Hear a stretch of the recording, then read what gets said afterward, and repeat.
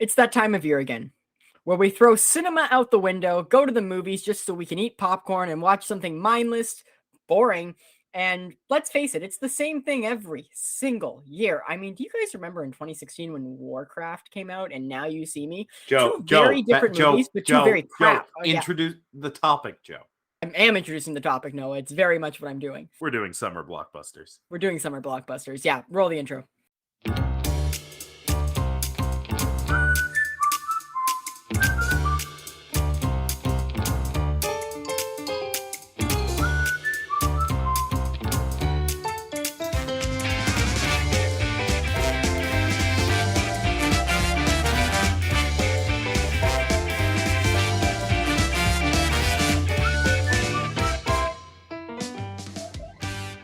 Hello and welcome to 21st Century Cinema. It's the podcast about film, the film industry, and today it's going to be a little bit all over the place, and I'm probably going to be angry, and Noah's going to tell me to shut up. It's the show you know and love. It's every single episode, and we're back from a small hiatus, which is usually how we start every episode, because for some reason we do an episode and take a small hiatus. Well, to be fair, this one was not our fault. No, we all got COVID. Not our busy lives. Yes, this was every one of us getting COVID at different times. And having to reschedule the episode like 3 times until it got to the point where it was, okay, we can't do the Oscars. It's too far past. Let's just act like we didn't promise to do the Oscars. But we will touch on them today. We will touch on them.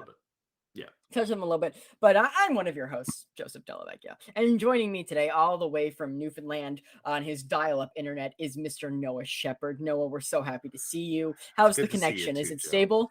It's stable. I got full bars. Anyways, Noah, let's start with the Oscars, and then we can move into summer blockbusters.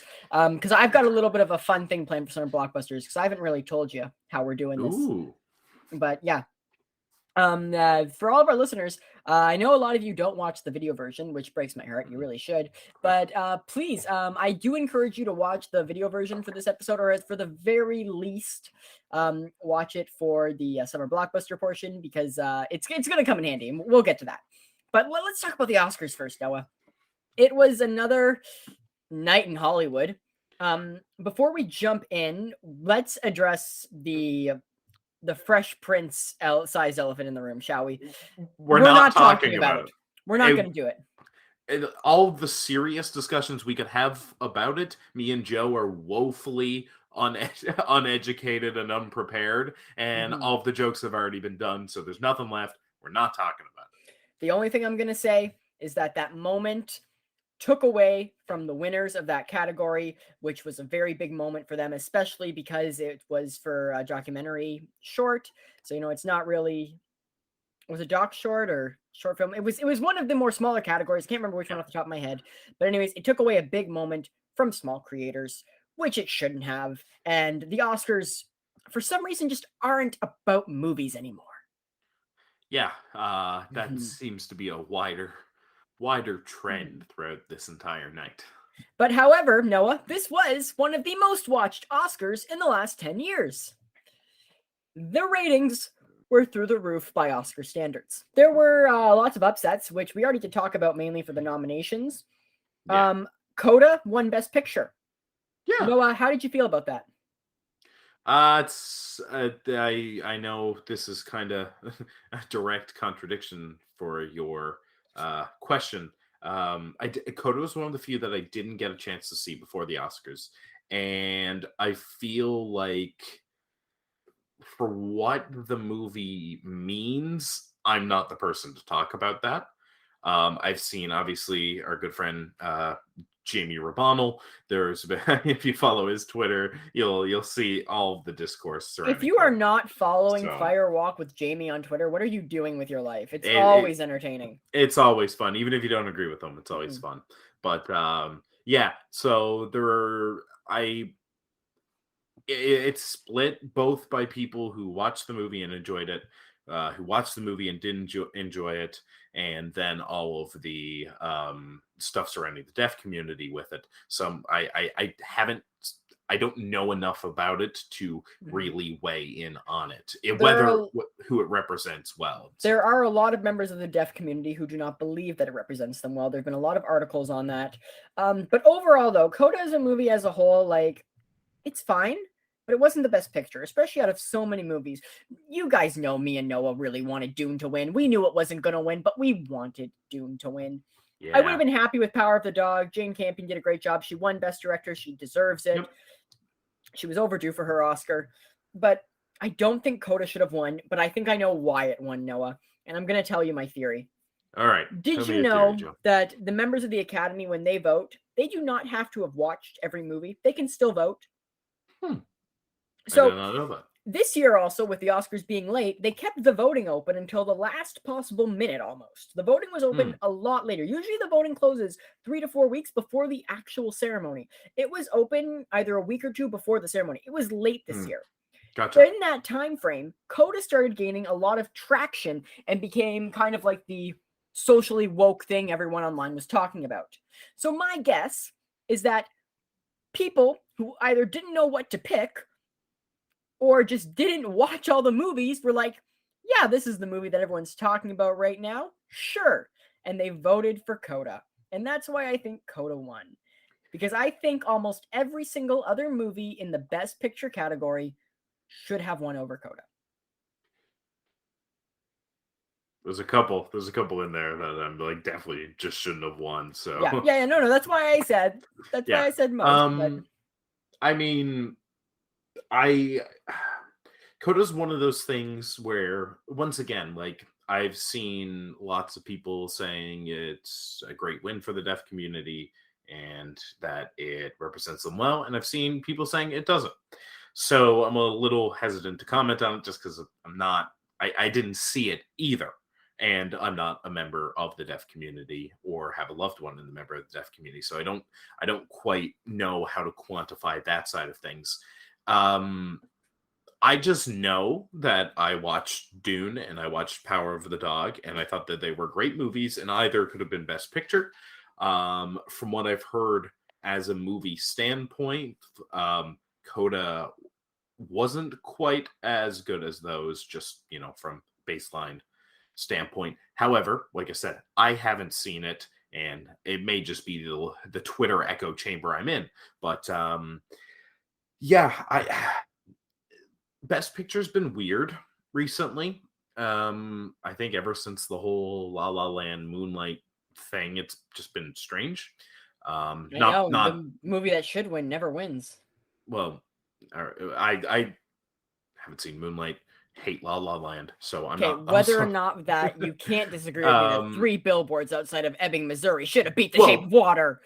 Absolutely, and that's what I'm saying. There's been some weird choices recently, but it could just be the case that the Academy is looking for something different than whether it's people who are, film buffs like me, you, like Jamie, or whether it's like the general public, like the Blockbuster. So maybe it's just because the Academy is what? It's made up of Is it just all actors and like industry people? No, it's journalists as well, right? Journalists, industry professionals. Yeah, exactly. So maybe people who are more involved in the industry and more entrenched in the industry, maybe they're looking for something different than, say, the film fans of cinema and the general public are. That could be the case. Yeah. I felt though like most things were robbed this year. There was definitely a couple that I was not happy with. But do you know who was robbed the most at the Oscars this year, Noah? Mitchell's versus the Machines. I know. No, fuck no. Shut the fuck up. Have you watched it yet? No. Joe, get on it, man. Come on. It's really good. Okay. But you know who was robbed the most at the Oscars this year? What? Dead people.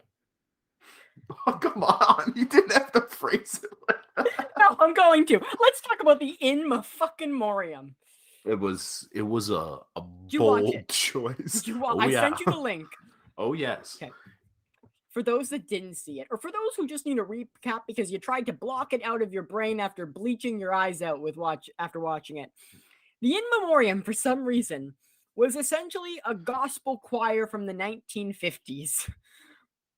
there was happy singing and dancing and a whole choreographed dance routine that we were focused on, and we were barely focusing on the people that passed away.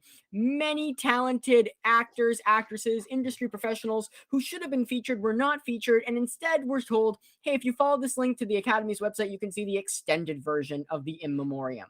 That That's is not what good. they did.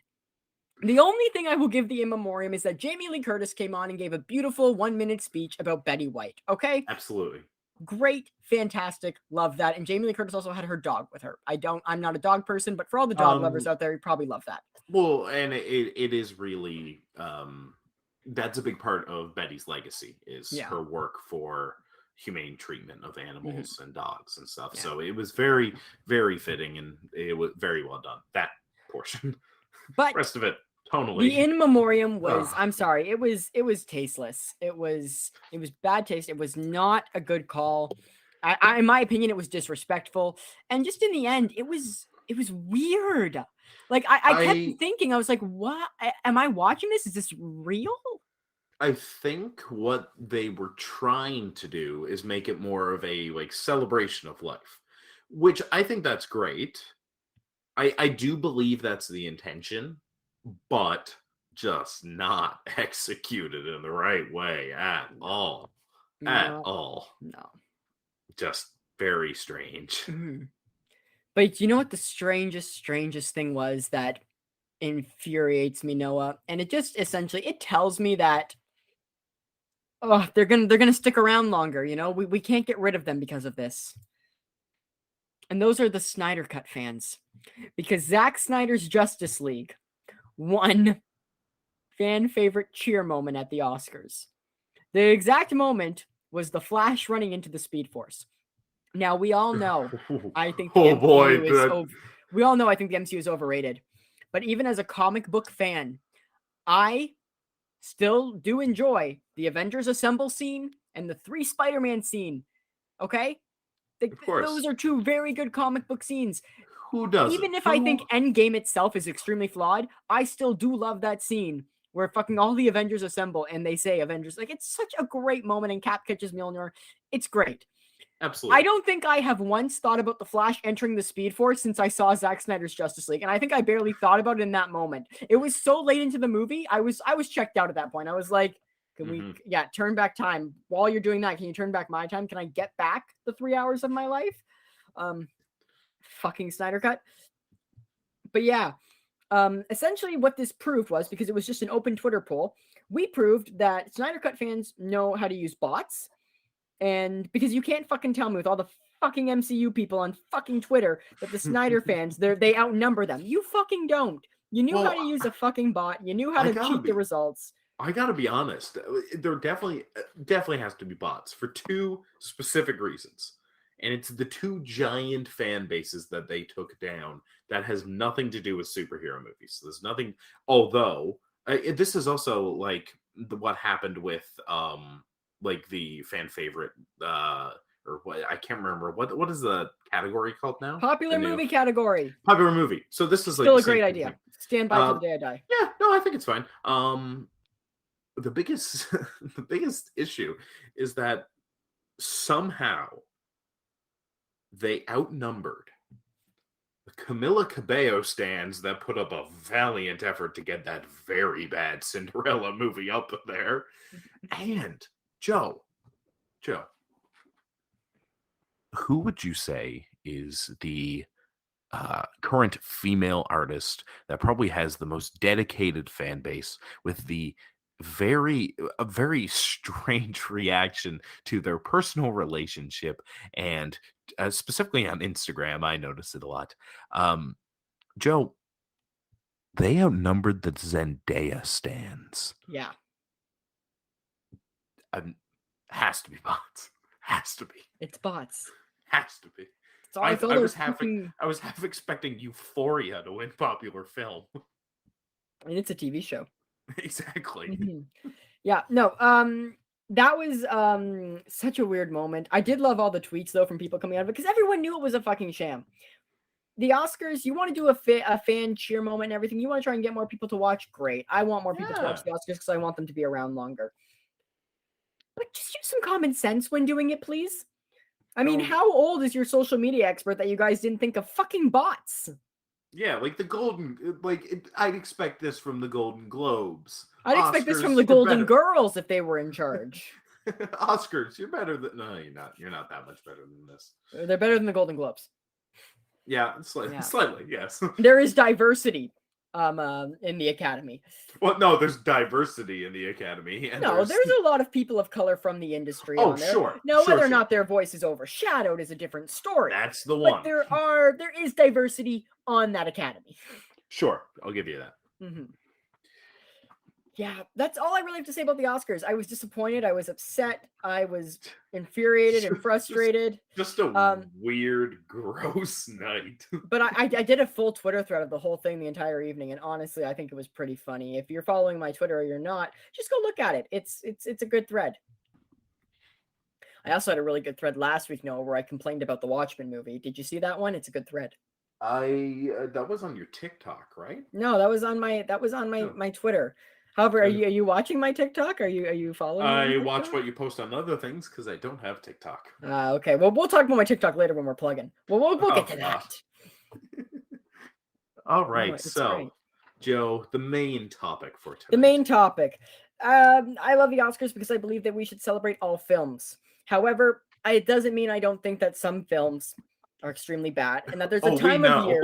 There's a time of year where I love to go to the movies because there's so much to watch, and it's always so much fun to be like, what do I want to watch next? But most of the films I see are bad. And that's summer blockbuster season because it's blockbusters. And even though they're blockbusters, I still think you should at least have a cohesive plot and just some heart behind your movie and not just explosions and The Rock shirtless. Noah, stop shrugging because The Rock and Jason Momoa take off their shirts for you. Okay, stop. Just stop. Okay. Also, Jason Momoa is the lead in a Minecraft movie, and that fucking what the fuck is that? It is on the entire different end of the spectrum from Chris Pratt playing Mario. Like it is just like Chris Pratt playing Mario was hilarious, and it's also a terrible choice, and Chris Pratt's a terrible actor and a terrible person. But Jason Momoa playing, I believe he's going to be playing Minecraft Steve. He is. Just. Mwah. Did you see I shared that to my personal Instagram story with the caption "Cinema is dead"? But it's not, because there was one better casting choice. John Cena. Oh my God, Steve. Would you stop it with... Did you guys know that John Cena follows Noah on Twitter? He sure does. I don't know why. I bet you he's watching. Hey, John. Yeah. John, if you are watching, can we talk about Peacemaker with you? I really want to talk about Peacemaker. Just the character. I'm sure in general. you would. We don't even talk about the TV show. Let's just talk about the character in general and how he was the original comedian for Alan Moore's Who Killed the Peacemaker. All right, Joe. Okay, all right, Joe. I'm off topic. Anyways, we're going to talk about summer blockbusters, guys. I have in front of me a list of 11 of the most anticipated summer blockbusters of this year. We're going to run down them, talk about what they're like, what we think based upon first looks, and about their log lines and what we know about them. And also, this is the part where I said the video is going to come in handy. Noah has no idea what I've put on this list. Not at all. He's just going to live react first, and then I'll chime in with my opinions. Noah's going to live react to his thoughts about each of these movies as we go down the list. I may not have even heard of some. Exactly. And I think some of them, you're going to have great reactions, because the ones you haven't heard of, I'm going to read you the log lines. Great. Can't wait. So, yeah. So, watch the video version to see how Noah reacts. I gotta undo a button. I think there's going to be some good reactions to these. All right. You shave your chest? What? No. Oh, you can't see that. That is just all pixelated on my end, okay? It looks like a pixelated smooth chest. I don't have a lot of chest hair. Okay. All the hair's on my head. Okay. All right, Noah, you ready? Yes, I'm ready. All right, first up, Doctor Strange and the Multiverse of Madness. Marvel still does a good job of getting me intrigued based on like the stuff that they leak out, even though I don't go and watch Marvel movies anymore. Sam Raimi behind the helm.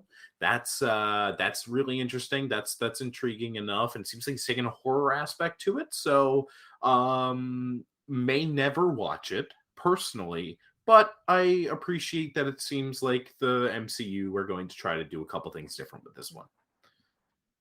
This is the first MCU movie in a while that I'm legitimately, like, actually excited for as a comic book fan. That seems, other than like other than Far From Home, that seems to be the general consensus, is that outside of that Spider-Man movie, this is the only other one that people have been excited about for a while. Yeah, it's got a lot of interesting concepts behind it. There's going to be like a lot of callbacks to other movies, universes, and comic books. It's Doctor Strange has great special effects, so I'm excited to see those evolve on. Yeah. Like you said, Sam Raimi at the helm. I have a lot of faith in that. Yeah. And Marvel's also doing something different where they're making one of their main beloved characters the villain in this, it seems. So I'm very intrigued to see if they go all the way with that, how far they go with that, and if so, where that takes them, you know? Like I said, even though I still think the MCU is extremely overrated, I still do enjoy as a comic book fan going to those movies, even though I do complain about them a lot. But I do think Doctor Strange has the potential to be a decent film that I will go and enjoy as both a comic book fan and a movie fan. And it's so tough to avoid that MCU hype train. There's It just, is. well, I don't know if it's on the list, but Thor: Love and Thunder, that It's there. trailer. We'll get to that. We'll get to that. Yeah, okay. We'll get to that. All right. The Bob's Burgers movie. Never watched the show. I know it has a very dedicated fan base. I know a lot of people love it. Good for them. Yeah, so I'm Not gonna watch it. I'm not that big of a fan of the show. Katie, my girlfriend, is obsessed. She loves it, and so therefore she makes me watch it. So over the last 3 years of being forced to watch Bob's Burgers, I have slowly grown from detesting this show to I like Gene a bit. He's funny and kind of reminds me of me. So yeah, I'm a fan of Gene. You're So going I like for that. Gene? I'm going because Katie is making me go, and she's very, very excited. And good. I make her go to so many movies she doesn't want to see. Exactly. So I will happily go give to and Bob's take. Burgers That's a movie. healthy relationship. Exactly. Even though it's not like at the top of my list, I will go see it, and I will probably still have somewhat of an enjoyable time because like there are episodes that I do laugh at. Just overall, I don't think the show is that funny, and overall, I don't understand how it's won so many Emmys. I really don't. Okay, now next up is The Black Phone. Never heard of it. Okay. Are you ready? Yeah. Ethan Hawke stars in Scott Derrickson's latest horror film, The Black Phone, as a serial killer who traps children inside a soundproof basement. When 13-year-old victim Finney discovers a phone with the ability to transmit the voices of previous victims, he plots an escape plan. Interesting concept. It is based on the short story by Joe Hill, who is also currently writing a few comics for Image Comics. It is co-written and co-produced by Scott Derrickson, who is also directing. And Robert Cargill is the co-writer and co-producer. Jason Blum is also serving as a co-producer. And based on early reactions, the film is sitting at 100% on Rotten Tomatoes. It sounds very interesting if they do it right. If it's done tastefully while still being horror, sounds really cool. Sounds really interesting. Scott Derrickson is also just a really, really good horror director. So awesome. Just full faith in him. He did the first Doctor Strange. I was gonna say, what else has he directed? I mean, visually that was great. So I'm not a horror guy, but I do trust Scott Derrickson. He's a good horror director, and Ethan Hawke's great. Ethan Hawke is great. Moon Knight is not very good, but I am enjoying him in it. I've heard mixed things about Moon Knight. Yeah, I've heard visually it looks like something out of 2002, so that's pretty cool. Yeah. But I've also heard like it kind of embraces what it is a lot. So. No, it doesn't. That's the thing. Moon Knight is like, he's a brutal vigilante. He's part of the Midnight Suns, and they just cut around all of that brutal action. Also, why is his suit bulletproof but not stab proof? He can still be stabbed right through the body. But the Dark Knight Rises had the same issue.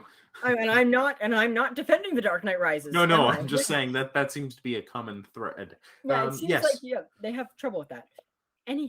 But what's funny though is that he literally like soars through the air, blocks bullets, gets out, goes to fight these guys, and they stab him. Like it happens right after. It's not like it's like a little bit after. It's like, continuity issue. It's like they weren't paying attention when they were writing the script. They were like, what happens next? What happens next?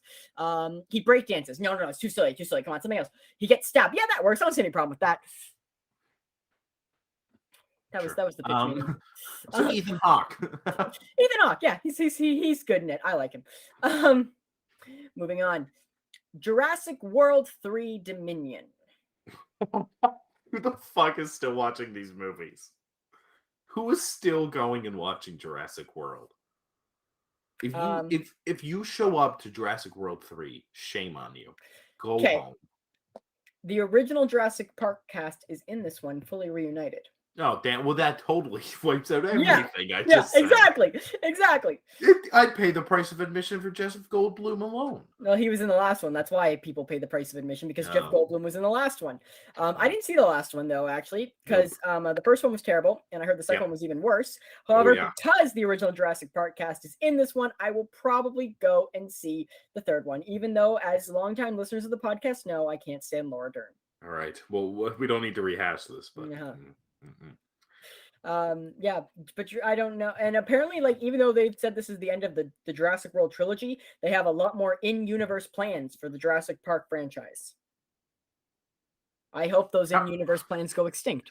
How many times? How many times can you just do big dinosaur escapes? Like, Well, there's only so many. the premise of this one is now dinosaurs all live in the wild, and they've like reestablished themselves into the human ecosystem, and the world is like terrible, and like they need to stop it, and I guess they need to do they redestroy they destroy the ecosystem by allowing dinosaurs to coexist in the last one, and now it's years in the future, and they're like, we need to destroy the ecosystem because dinosaurs coexist. Like, guys. Yeah. It's I just hope they base a movie off of it's a good Twitter account called Jurassic Park Updates, which is a lot of fun if you don't follow it. It's pretty unhinged. It's great. I also want to know, why does everything have to be a cinematic universe? Why do I need a Jurassic Park cinematic universe? I only need the first Jurassic Park movie, if I'm being honest. Oh, absolutely. Don't watch any of the other ones, please, everyone. Just you're good with one. Not good. All right. Next up, Noah. Lightyear. Yes. Oh yeah, not gonna watch it. Just not interested. Just not interested. I saw Disney did their whole first ever gay character thing again for like the fifth time, which just seems like preying on people at this point. And I gotta be honest, it looks ugly as sin. I'm just not a fan of what they did with the animation. They should have ended all Toy Story movies at Toy Story 3. Yeah, so I'm good. I'm not gonna go see it. Yeah, so growing up for me, Buzz Lightyear was like my favorite animated character. Like, Toy Story was my favorite movie. I loved it. This prequel is unnecessary. I think it's 100%. It looks ugly, like you said. And do you know the story behind the whole like same the whole first gay thing? Again? No. Make sure you say again. I think surprisingly, BuzzFeed did something really funny with it, where they ranked Disney's first ever gay characters, and I believe it was BuzzFeed. It was a clever joke, but yeah. So the thing with Lightyear is that it has the first on-screen same-sex kiss in a Disney Pixar film, and so, but apparently it was cut from the film. And then Disney made their whole statement that, we don't support the don't say gay thing from Florida going on. And so then people from the movie were like, well, why'd you cut this? And so they leaked that information out. People got really mad. And now Disney's like, we've put it back in the film. So. Oh, it's a reluctant first ever. It is a very reluctant from the House of Mouse. Disney, you're so fucking gross. Ugh. Right. Okay. I'm done with Lightyear if you are. Yeah, I am too. This next one is one I think you're excited for. That's my guess. Okay. Elvis. I love Elvis. And I absolutely love Elvis Presley. Like, I love his music. I think he's a fascinating individual. This biopic looks batshit insane. Yeah. So I imagine it's going to be kind of car crashy. Oh God, I can't look, but I can't look away, or I can't watch, but I can't look away. So I'm interested in that. I hope it's good, just because I enjoy Elvis, and I enjoy the whole like Elvis mania, Elvis madness. I think all of that's really interesting. So I am looking forward to it. Yes. So for me, I think it's going to be good. And I think the batshit crazy angle works because one of the main characters, and I think it's also supposed to have a little bit more focus on, is his manager, who was played by Tom Hanks, who is the villain. He's the bad guy. You know, he wasn't good. He Tom screwed Hanks Elvis. is a villain. Yeah. Well, no, I he's don't playing know, the villain. man. Like, I don't his know. manager screwed him over Yeah. on a lot, and like really like Absolutely. was terrible to him. So I think that like kind of tone will work for this. I think Tom Hanks looks good transformed into this character, and I think I'm excited to see Tom Hanks take on a darker, Yeah. like more sinister role. I'm very excited to see how that plays out. And it's got Baz Luhrmann at the helm, so I have faith. Great. Yeah. Yeah. No, let's hope it's more Rocket Man and less Bohemian Rhapsody, and I'm Yes. sure Ava will support me Yeah. saying Also, that. just to go off on that, for anyone who works with me that is listening right now, everyone at my work has been ganging up on me saying that Bohemian Rhapsody is great and Rocket Man is shit. What? You're wrong. Okay, Yeah. you're wrong. Bohemian Rhapsody is a sorry fucking excuse for a movie. It won best Terrible editing. movie. It won best editing for recreating a fucking concert that was live streamed, and the editing was sloppy at best. Okay, the performances are not great. It is extremely inaccurate, and the writing is terrible. Yeah, At least guys. Rocket Man was filled with heart. It was creative. It had some beautiful imagery, and fucking Taron Egerton is a great fucking actor, and he was great as Elton John. Okay, so anyone picking Bohemian Rhapsody over Rocket Man, fuck you. I'd like to speak directly to the Academy here. If you can notice the editing, it's probably not good. Thank you. I appreciate you listening. I want that on a shirt. That's good. That's good. That's our next shirt. If you can notice the editing, it's probably not good. Probably not good. That's good. That's really good. One exception. Spencer. It was edited like a horror movie. Oh my gosh. That was a great job. That was a great move. Oh, I love Spencer so much. I enjoyed everything but the acting. And I love Kristen Stewart, but that accent was distracting. Although I still would have liked to see her get the Oscar because I just think she deserves an Oscar, but more so for her foreign stuff. But I thought the editing was really interesting. The pacing was really interesting. The way they framed it. Exactly. Everything, like, technically was great. It deserved some more technical noms. Yeah. Yeah. I agree there. Technically, thought it was great. I have, editorially and practically, I have some different opinions, but it's fine. Okay, Noah. Yes. Are you ready for this next one? Give it to me. I don't think you are, because I don't think anyone could be ready for this next one. I want to preface by saying I didn't know this movie existed until the other night when I was at the movie theater, and I saw the I saw the trailer. So let's just talk about it, and we'll see where you stand. Okay? Kind of scared. Yeah, you should be. This next movie is called Marcel, the Shell with Shoes. Have you heard of it? No. Okay. Marcel the Shell with Shoes On is a live-action animated coming-of-age mockumentary comedy that follows an anthropomorphic 1-inch-tall shell named Marcel as he searches for his family with the help of a documentary filmmaker. The film is based on a series of shorts created and uploaded to YouTube in 2010. It stars Jenny Slate as Marcel, Rosa Salazar as Larissa, Thomas Mann as Mark, and Isabella Rossellini as Connie. Having premiered at the Telluride Film Festival in 2021, Marcel the Shell with Shoes On is scheduled to release on June 24th by A24, and it currently sits at a 100% on Rotten Tomatoes. 100% I'm behind that movie. That is a plucky underdog that I am going to love. I saw the trailer. The trailer made me go brain dead. It looks so stupid. Good. I don't want it to. Stupid. The shell creeps me out, man. I will be the first in line for this movie. Can I share pictures in this chat? Maybe. I don't know how. I don't think I can. I think though I can share my screen. It doesn't look like I can do that. I'm gonna be the first in the lineup for Marcel. That incredible. Sounds like just a absolute masterpiece front to back. No, if you can see here right now, I'm presenting it right now, so anyone watching the video version can see. This is Marcel, the Shell with Shoes On. He's so cute. No, he isn't. He's so cute. Please stop kidding yourself. No, he's so cute. I love him. I will watch this movie, and I will love it. Well, that depresses me. This looks incredible. No, it doesn't, Noah. It looks terrible. It is one of the stupidest things I've ever seen. This is why I hate the summer blockbuster season.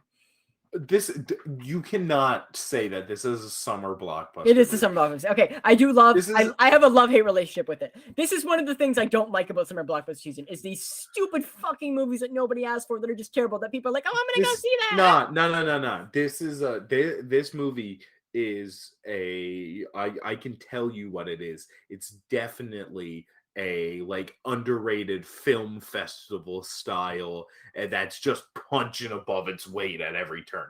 I'm gonna see it. I think it's gonna be great. Well, I will see it as well, and we can talk about it then. Sounds good. All right. Next up, Noah. I don't even know if you're going to talk about this one or just say next. Minions 2: The Rise of Gru. We're good. I knew it. I don't want to talk about it.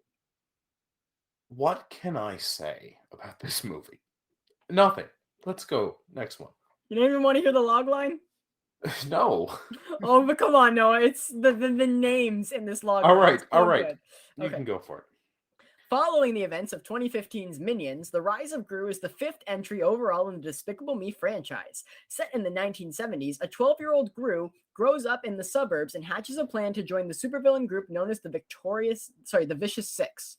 Their leader, Wild Knuckles, has been fired. Gru interviews to become their newest member. I want to talk about the name Wild Knuckles. Is that just like Knuckles the enchilada, but like all like coked up? Sorry, what? I said enchilada. I know I said it wrong, and I tried to keep going past it, hoping you didn't notice. But Knuckles the goddamn burrito. Holy shit, that's the fucking shirt. Joe, Knuckles the enchilada. Gotta get Noah Schaefer to draw that for us. Absolute Knuckles the enchilada. The enchilada. Yeah, no, I fucked that one up. I fucked that up. Yeah, no, that's tasty. That is really tasty. Yeah. Do you know what his name is? Oh my god. Yeah, it's Knuckles the it's like echidna. I don't know how to fucking pronounce it. Have you ever seen their penises? No, this is a weird fucking topic. Yeah, no. The only reason I know this is because of Game I'm Grumps. not live streaming this onto the video That's version. the reason I know what it looks like, because of Game Grumps. They've talked about it. But it's terrifying. It's terrifying. Don't search it up. You're good. Okay. You're fine. But yeah, Knuckles the enchilada, or if you notice the editing, it's probably not good. Those are the two current shirt contenders for our new merch. Well, let's do it both. Kick off a new season of TFCC. Mm-hmm. We were gonna pay Noah Schaefer to redo our logo, but maybe we're just gonna pay him to draw that up. We'll see. All right, Noah. Next up, Thor: Love and Thunder. I hate to say this. This movie looks like so much fun. It looks like fun, but I also hated Ragnarok. But I love Taika Waititi, so it could go either way for me. I did not like Ragnarok at first, and then came around to it. Why? It's so flawed.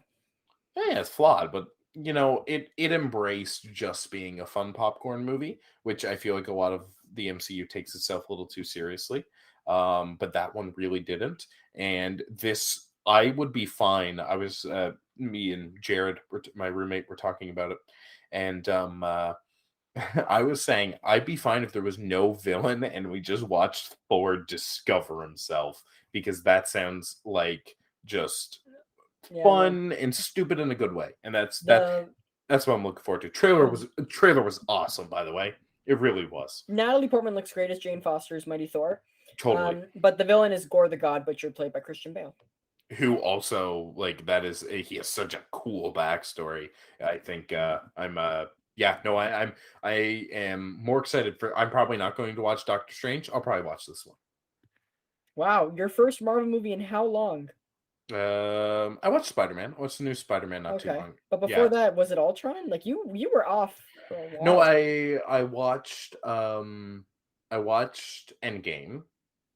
And then I watched Endgame when it came in theaters, because you know it was a big theater event. I have no regrets. I watched Infinity War at a party at our good friend Mark Robert's house, and so I half watched it, And then before that, the last one I had watched was Civil War came after. Ultron, yeah. I also watched Guardians of the Galaxy 1, but like Mhm. way later than when or Guardians of the Galaxy 2, but like Oh, wait, Guardians of the Galaxy 1 is so much better than Guardians of the wait, Galaxy 2. which is the one with Ego? That's 2. 2. Yeah, I think I watched 2 Yeah, that way one's not good. later after it came. I mean, we watched them both. I can't quite remember, it all blends together.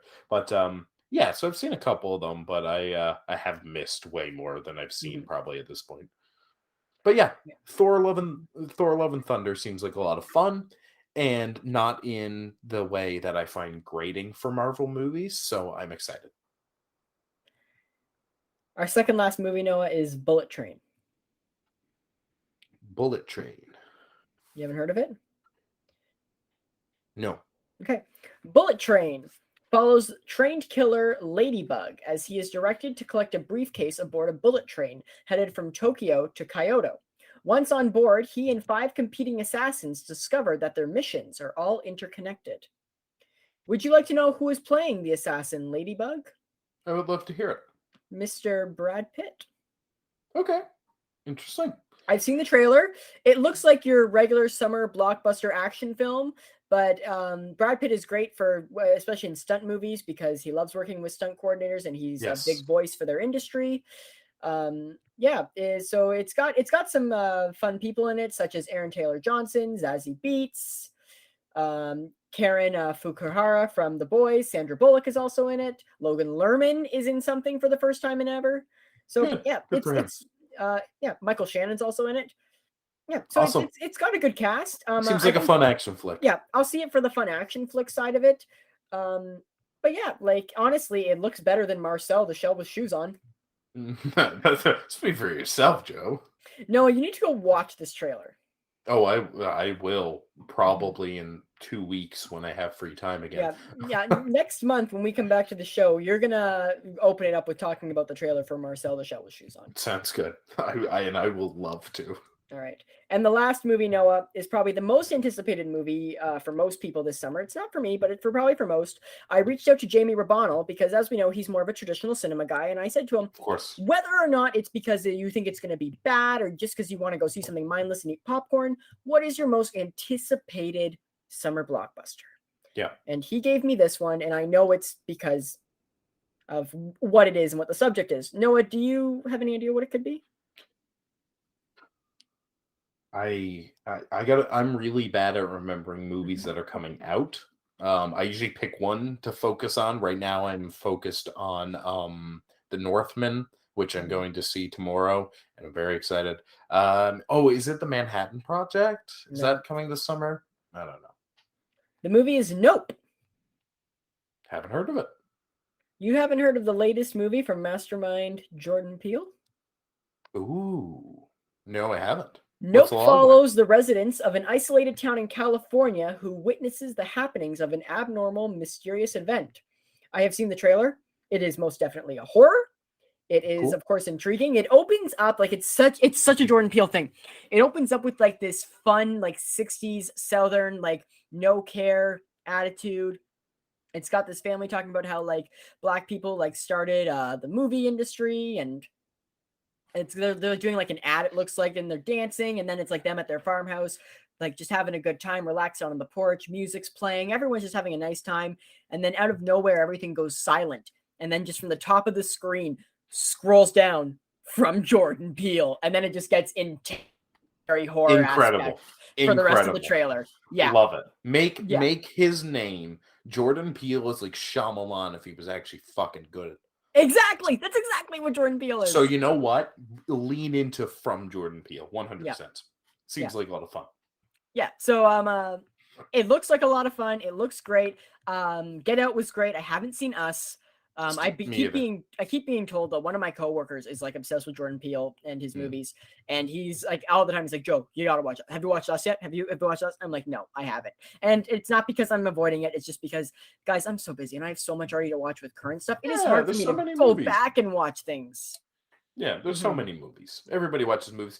Me, a giant, as you know, Joe, and as the members of my stage and screen technique class will know, if any of you are listening or watching, Thank you very much for doing that. I appreciate you all. Love you. But also, they will know I'm a huge Noah Baumbach fan. And about a month ago now, for the first time, I watched Francis Ha, and I loved it. All right. So no, those are our anticipated summer blockbuster movies that are coming up. Let me ask you, out of this list, what is your favorite? Like, what are you the most excited about?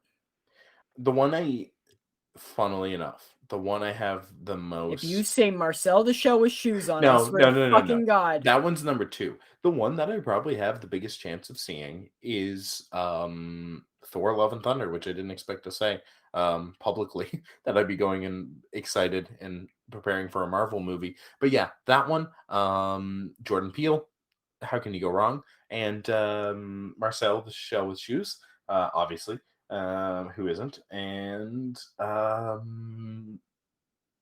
Black Phone. Yep, the Black Phone. That one seems really good. Yeah. Mhm.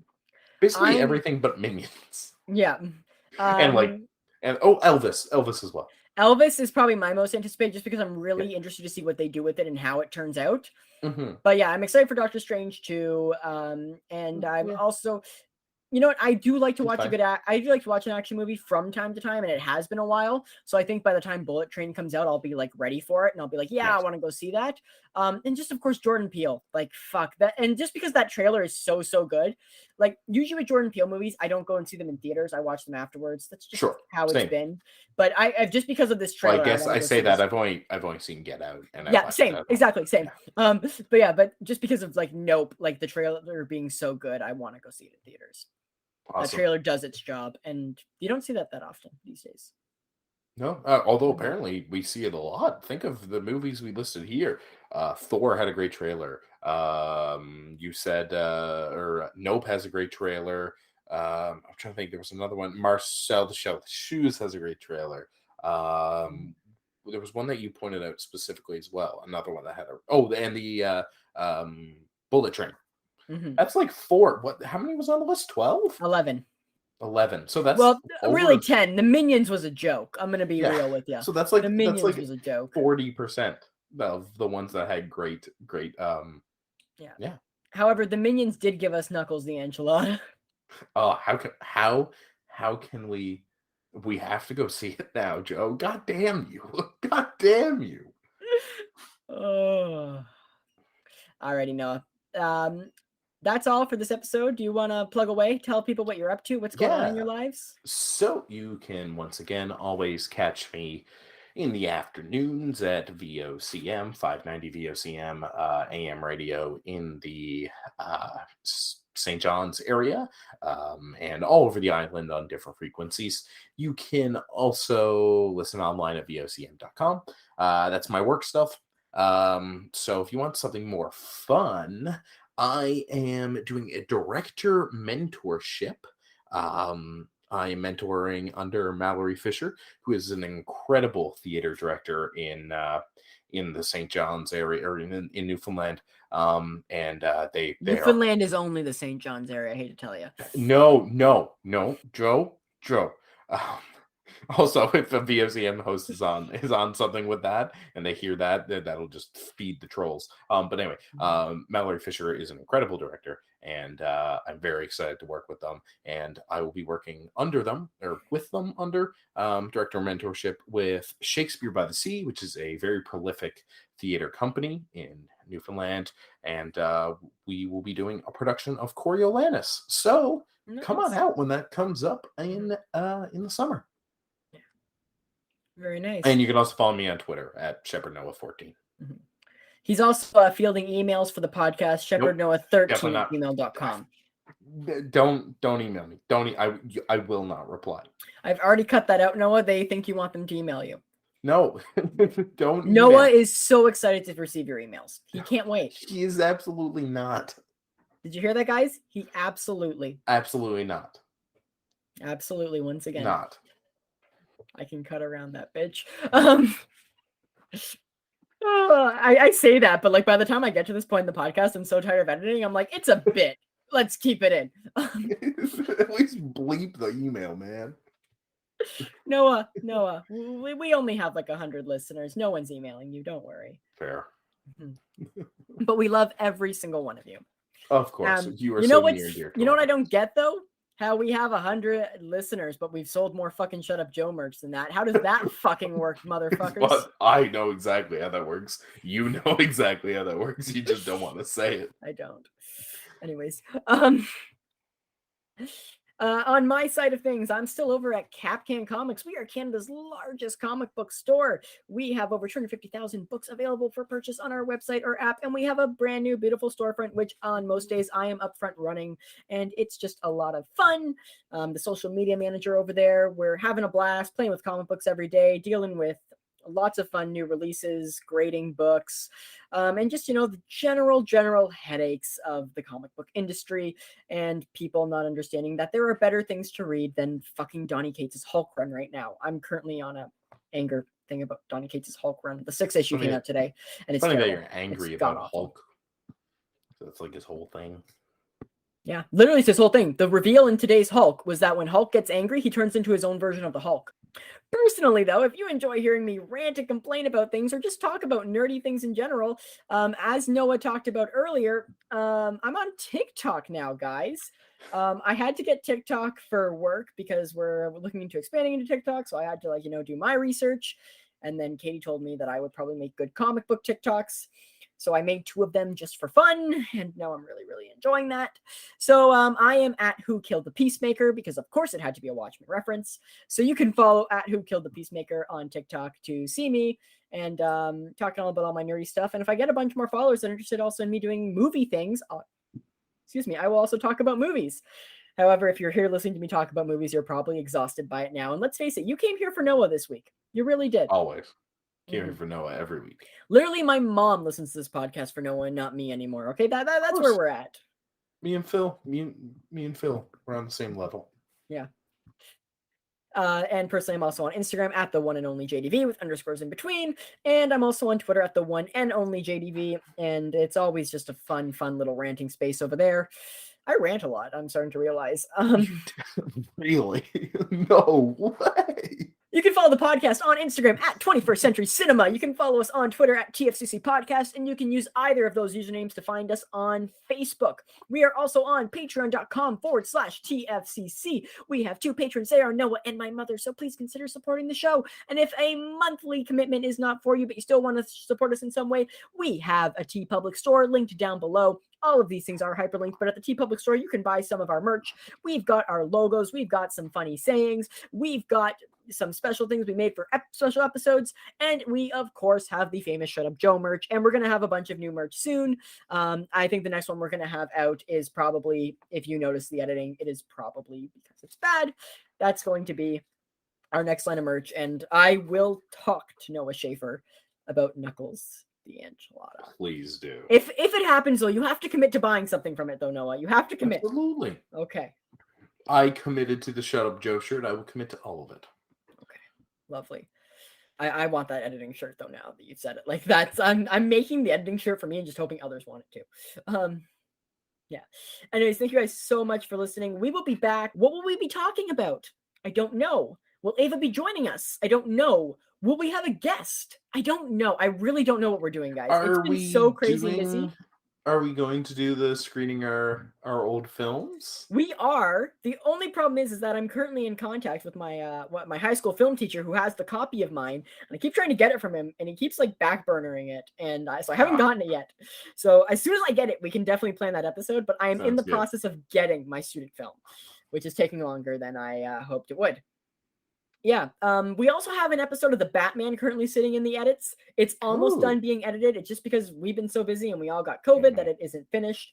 But we actually sat down with our friends from the podcast, How to Survive the Modern World, or Gen X is Not Just a Fashion Statement, Rob and Andrew. And we had a really good talk about the Batman movie and what we thought. Noah was there for that. And yeah, so we'll be releasing that episode hopefully very soon after this one. And then we'll have a new episode in May, probably near the end of the month, because I'm going to Texas at the beginning. Anyways, that's all from us now. Thank you guys so much for listening. As always, we love you. We appreciate you. And share the podcast with your friends because 101 listeners would be appreciated. That's all for now, guys. We'll see you next month.